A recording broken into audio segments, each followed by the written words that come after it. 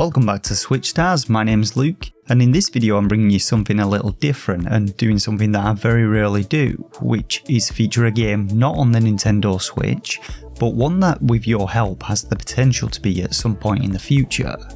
Now the game is called Alien Xenocide and it's a retro style platformer which takes influence from classics such as Donkey Kong, Mario Bros and even Plants vs Zombies, and I was approached by the developer of this one on Discord who thought I might enjoy it and asked me to check it out. This video is in no way sponsored, but you know how I like to highlight the work of small indie devs, and there's currently a Kickstarter project running for it, so I just wanted to raise awareness and possibly raise some funding for the project. But if you like what you see, there's a demo available for you to try yourself, which is only available on PC but features the first world plus an extra bonus level.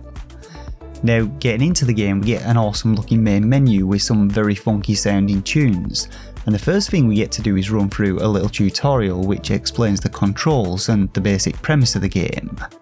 We play as a little green spiky dude called Blunt, and the basic objective is to defend a package, which is this lovely looking lady from some ravenous purple aliens called Goobers, who presumably have some nefarious business with her. But like all great arcade games, the controls are extremely simple. We can jump and we can fire off our laser pistol to annihilate the Goobers. The challenge however comes from the fact that our ammo is also our health, and in order to replenish this we must also focus on collecting coins in levels which activate an ammo machine, so there's a bit of a mad juggling aspect going on with us having to focus on not only taking down the Goobers but also ensuring we have sufficient ammo to do so. Now the demo comes with 4 separate levels plus an additional bonus level, and due to the game still being in development, any criticisms I have should be taken lightly. But each level takes place on a single screen, with some being wider than the play area, which restricts your vision and increases the challenge.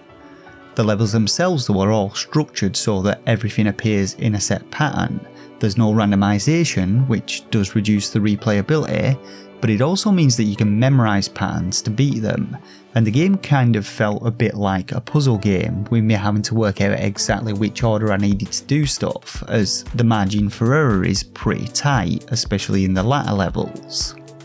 The gameplay itself though was fast paced and engaging, and despite its simplicity, it's not without challenge, requiring me to think on the fly, keeping an eye on the Goobers whilst also snagging coins as quickly as possible, and there were plenty of times that I screwed things up and failed. But luckily there's a checkpoint halfway through levels, meaning that I didn't have to start over from the start of them, which definitely eased my frustrations. I did however have a few issues with the controls, with me inadvertently falling off ladders when I tried to move off them before reaching the top of them, and I do think that they should implement some kind of screen wrapping mechanic like in Super Mario Bros, as there were times when I got stuck waiting for enemies to pass, and both of these issues usually led to me failing stages. But overall I really enjoyed my time with this one. All in all though, there were some good ideas when it came to the designs and overall layouts of levels. Each featured multiple floors connected by ladders. There was a springy mushroom in one of them which could be used by both you and the enemies, and the Atlantis themed bonus level had some rising water which slowed you down and had to be lowered using a switch situated at the top of the level. When it comes to the enemies, like Mario Bros, these spawn from pipes and slowly work their way towards the package, and the demo showcased a few different variants. You have your basic Goobers which take a single hit to kill, armoured ones which run about like maniacs once you strip the defences, and bomb carriers whose bombs explode and spawn an additional Goober.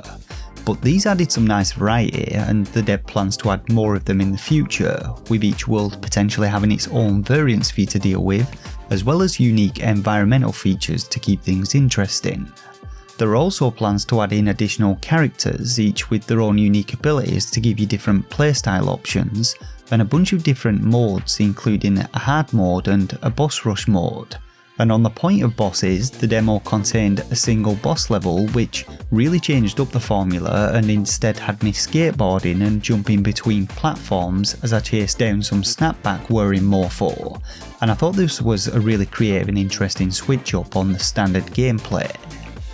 So all in all, the demo took me about 30 minutes to play through and did a good job of showcasing some of the basic gameplay mechanics, and Alien Xenocide definitely has a lot of potential, especially if they can keep the variety going with the different worlds. But I really enjoyed my time with this one, and like I said, if you want to try it out for yourself, I'll leave links to the demo down in the description for this video, as well as a link to the Kickstarter, so if you like what you see, consider making a pledge.